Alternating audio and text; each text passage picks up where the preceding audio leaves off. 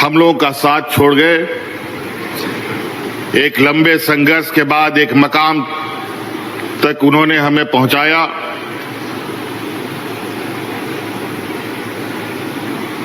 आज वो हमारे साथ शारीरिक रूप से तो नहीं, बल्कि उनके विचारों के रूप जरूर हमारे बीच में हैं। जिस तरीके से भगवान बिरसा मुंडा के आदर्शों को उन्होंने अपने कंधों पर लेकर इस राज्य के जल जंगल जमीन, यहाँ के मूलवासी आदिवासियों के हक अधिकार की लड़ाई और उनकी रक्षा का दायित्व उठाया और उस दायित्व को निर्वहन और यहाँ के लोगों को एक मकाम तक पहुंचाने का जो उन्होंने ऐतिहासिक काम किया, और अब ये जिम्मेवारी इस राज्य को बनाने संवारने का हमारे युवा नौजवानों के कंधे पर है। लगभग 17 साल इस संस्था को स्थापित करने के लिए आधारशिला रखा गया था, लेकिन कई राजनीतिक उतार चढ़ाव, राजनीतिक आंधी तूफान झारखंड में देखा गया, और इस आंधी तूफान में हमारे विरोधियों ने मुझे जेल में भी डाल दिया, और हमारे विरोधियों ने इस कार्यक्रम को, इस इंस्टीट्यूट को आगे बढ़ाने के बजाय इसको बंद डब्बे में डाल दिया।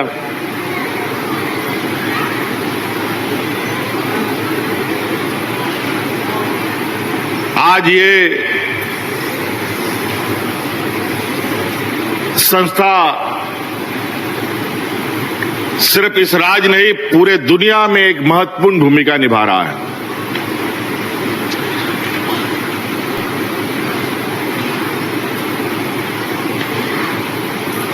आधारशिला के रखने के बाद इसको 4-5 साल के अंदर ही यहां के नौजवानों का भविष्य गढ़ने का काम करना चाहिए था। दुर्भाग्यवश कई लोग जो इस राज्य के मूलवासी आदिवासियों के घोर विरोधी लोग हैं, उनके आने वाली पीढ़ी शिक्षित ना हो, अपने पैरों पर ना खड़ा हो, इसीलिए ऐसे संस्थाओं को इन लोगों ने निरंकुश करने का काम किया। आपने सुना होगा हमारे ये विपक्ष के लोग हमारे बच्चों के स्कूलों को भी बंद करने का इन लोगों ने काम किया था। हजारों स्कूल इन लोगों ने अपने कार्यकाल में बंद किया, लेकिन आपकी सरकार बनी, अबुआ सरकार बना, और बड़े पैमाने पे नए तरीके से स्कूल बनने लगी, जो आज उत्कृष्ट विद्यालय के रूप में पहचान वो अलग बना रहा है।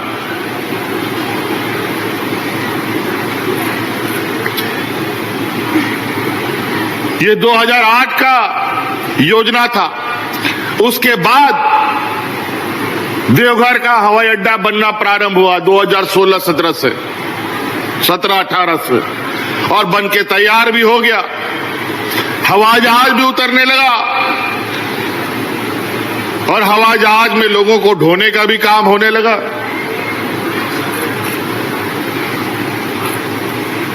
लेकिन हमारी परिकल्पना रही है, क्योंकि ये राज्य बहुत गरीब पिछड़ा है, लेकिन हम अपने सीमित संसाधनों के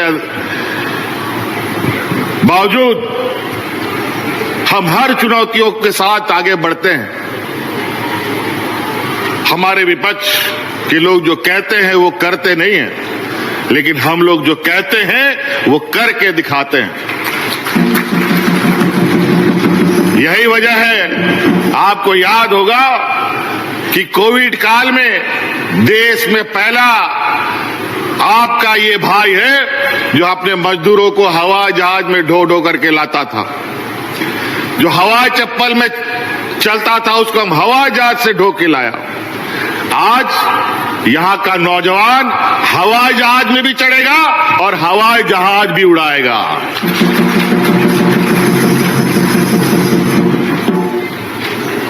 और आप देखेंगे, चूंकि इस कार्यक्रम के तहत हमने कई बार ये महसूस किया कि कई नौजवान पायलट बनना चाहता है, कई नौजवान हवाई जहाज का इंजीनियर बनना चाहता है, लेकिन देश में कोई विश्वसनीय संस्था न होने की वजह से कई बार हमारे इस राज्य के नौजवानों को, एक नहीं दो नहीं हजारों नौजवानों को धोखा खाना पड़ा, उनके पैसे डूब गए और वो दर दर भटकने के लिए मजबूर हुए। पहले चरण में आज हम लोग इस संस्था के द्वारा लगभग 30 नौजवानों को पायलट का ट्रेनिंग देंगे और उसमें से 15 नौजवान राज्य सरकार के द्वारा पूरा उसका जो आर्थिक बोझ है वो राज्य सरकार उठाएगी और उसको पायलट बना करके ट्रेन करके अपने पैरों पर खड़ा करे। उसका रहना, खाना और इस संस्था में ट्रेनिंग लेना और काबिल बनने का पूरा जिम्मेवारी राज्य सरकार लेगी। आज उसी प्रकार सिर्फ यही नहीं, हम अपने नौजवान छात्र छात्राओं को देश नहीं विदेश भी भेजने का काम करते हैं। हर साल करोड़ों रुपया खर्च करके 25 नौजवानों को देश के अलग अलग, दुनिया के अलग अलग विश्वविद्यालयों में पढ़ने के लिए हम भेज रहे हैं। और आज बड़े पैमाने पर वहां के नौजवान इस बात को गर्व से कहते हैं कि आज यहां पर अगर हम खड़े हैं तो आज झारखंड सरकार के बदौलत खड़े हैं। बदलाव होगा, बहुत जल्द बदलाव होगा।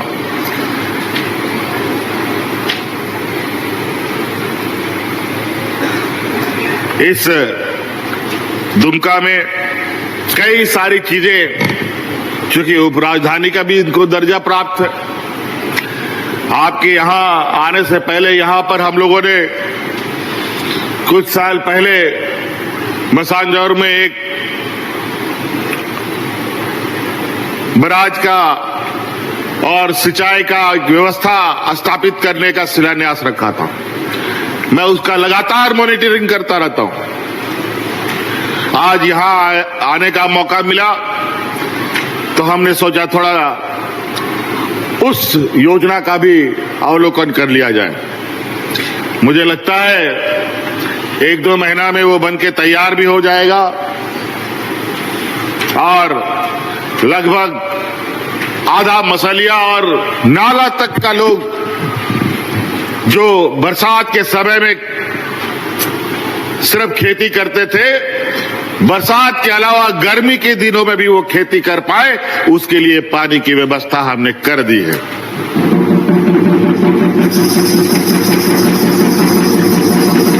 इतना बड़ा मसानजोर का डैम,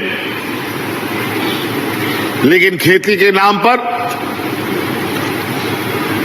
मुट्ठी भर जमीन जहां हम सिंचाई कर पाते हैं। आज पानी रुकता है हमारा झारखंड प्रदेश में। जितने भी बड़े बड़े जो डैम बने हैं, वो सभी डैम झारखंड में बने हैं, लेकिन फायदा होता किसको है? हमारे पड़ोसी राज्य को। झारखंड के लोगों को बहुत कम। ये तो आज आप देख रहे हैं मसानजोर डैम के इर्द गिर्द जितने भी पेयजल की योजना है जो इस मसानजोर डैम से लिया जा रहा है, उसका भी परिकल्पना हम ही ने किया था।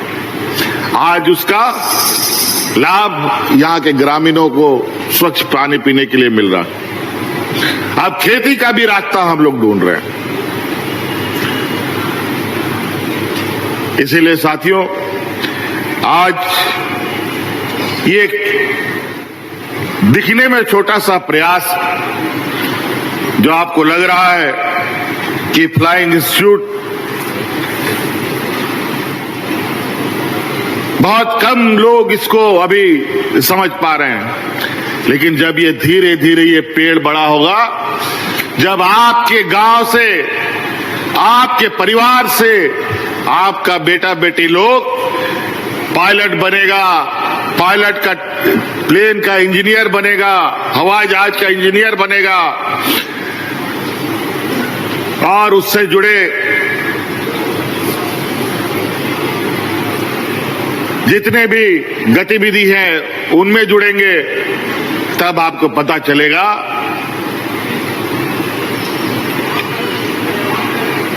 कि इस संस्था का कितना महत्व है।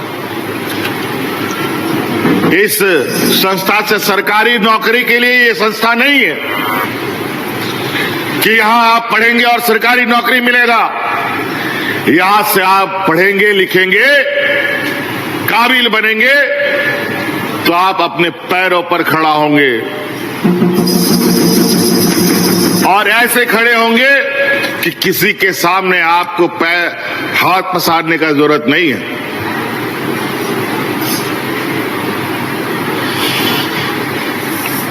इसलिए आज बहुत सारी बातें हैं। आज हम लोगों ने 25वें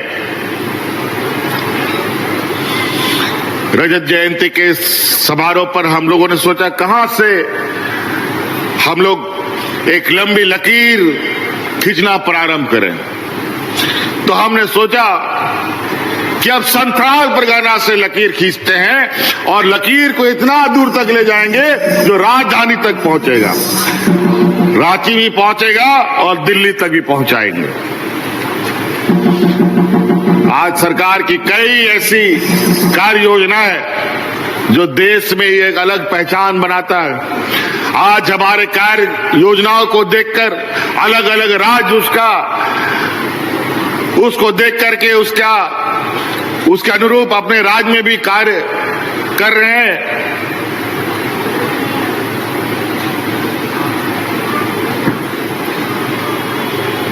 इस राज्य की आधी आबादी को अपने पैरों पर खड़ा करने का संकल्प हमने लिया है।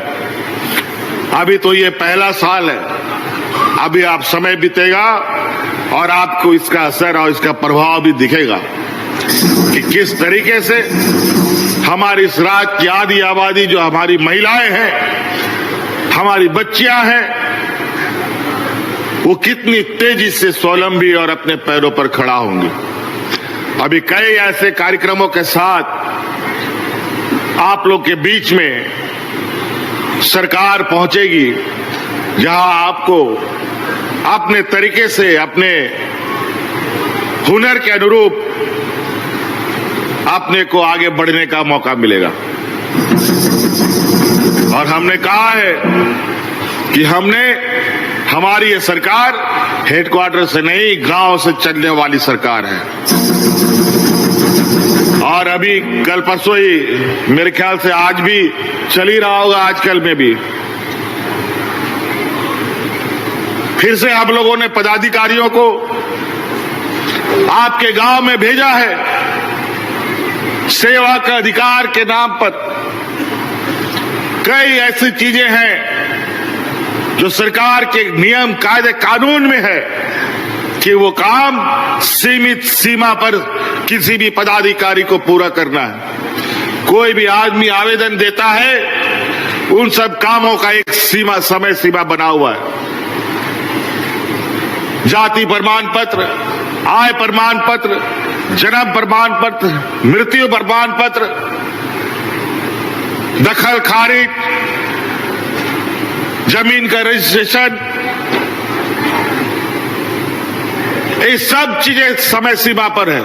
बहुत सारे हैं, सैकड़ों ऐसे चीजें हैं जो एक समय सीमा के अंदर पदाधिकारियों को करना पड़ता है, लेकिन उसमें भी महीना, हफ्ता, 2 महीना, 6 महीना लग जाता है। लोग चक्कर लगाता रहता है, आने जाने में बस टेम्पू का भाड़ा भी खर्चा करता है, लेकिन उसका काम नहीं बनता है। लेकिन अब उस अधिकार, उस कानून के तहत समय सीमा पर कोई पदाधिकारी उन सब कामों को नहीं करेगा तो दंड का भागीदारी बनेगा और उसको दंडित किया जाएगा। कार्यशैली अब बदलनी पड़ेगी। आज जनता के द्वारा और जनता की गाड़ी कमाई का पैसा से हमारे पदाधिकारियों के चूल्हे चलते हैं। आज उनको एक जिम्मेवारी पूरी ईमानदारी से लेना होगा और इस काम को जो जनता का सेवा है, इस बात को विशेष रूप से कार्यपालिका व्यवस्था को ध्यान में रखना होगा। इसलिए साथी, क्योंकि अभी हम लोग को वापस भी जाना है, ठंड का समय है, रात अंधेरा हो जाता है, इसलिए और बहुत ज्यादा नहीं कहते हुए, अभी तो हम 25 साल पूरा ही किया है। अब हम लोग की गति और तेजी से होनी चाहिए और सरकार के साथ हमारी उम्मीद है कि हमारे इस राज्य के नौजवान, किसान, गरीब, मजदूर सभी कदम से कदम मिला करके तेजी से आगे बढ़ेंगे। आप एक हाथ दीजिए, हम आपको दोनों हाथ के साथ अपने साथ आगे बढ़ाने का काम करेंगे। इसलिए साथी, इन्हीं बातों के साथ आप सब लोगों को मेरी ओर से पुनः ये झारखंड के इस 25वें वर्षगांठ के शुभ अवसर पर ढेर सारी शुभकामनाएं देते हुए अपनी बातों को यही समाप्त करता हूं और आने वाले नए साल की ढेर सारी शुभकामनाएं देते हुए आप सबको जोहार, धन्यवाद, जय झारखंड।